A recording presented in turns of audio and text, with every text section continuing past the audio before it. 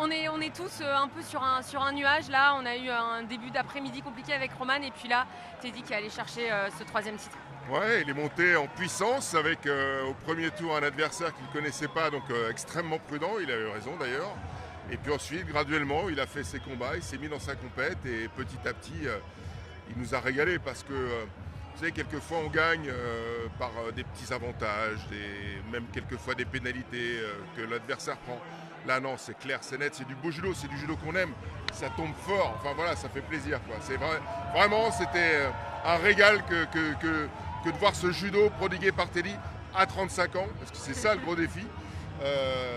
Et de cette qualité-là, vraiment, c'est magnifique. Moi, je me suis régalé. Avec autant d'attentes aussi autour de lui. Hein. Bien sûr, une pression, une attente incroyable, mais bon, là, c'est là où joue ses 35 ans, c'est-à-dire qu'il a l'expérience. Donc, il a tout le bagage pour retenir les choses, quoi. Et comprendre que, voilà, il prend du... Marie-Jo, viens avec moi, Marie-Jo. Viens avec moi.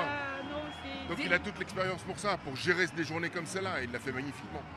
Marie-Jo, il y a de la fierté là de voir votre acolyte de la flamme décrocher ce titre. Mais moi je savais, je ressentais qu'il y avait quelque chose qui allait se passer.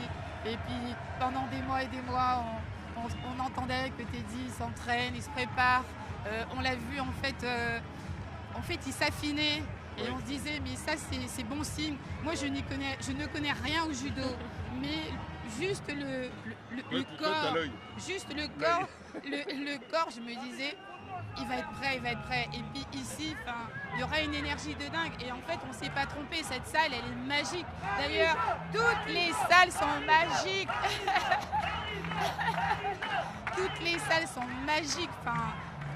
Ces sites, ils sont incroyables. En fait, ces gens, les spectateurs, ils donnent de l'énergie à nos athlètes.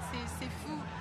Et puis, mais mon Teddy, mon petit Teddy bear, celui à qui j'ai donné la main à la cérémonie d'ouverture, où on s'est dit donne-moi la main, tellement l'émotion elle était forte, mais c'est fou.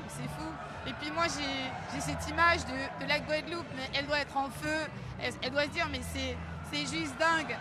Ils ont allumé la vasque des jeux et puis derrière Teddy il fait ça, mais c'est fabuleux pour tous les enfants.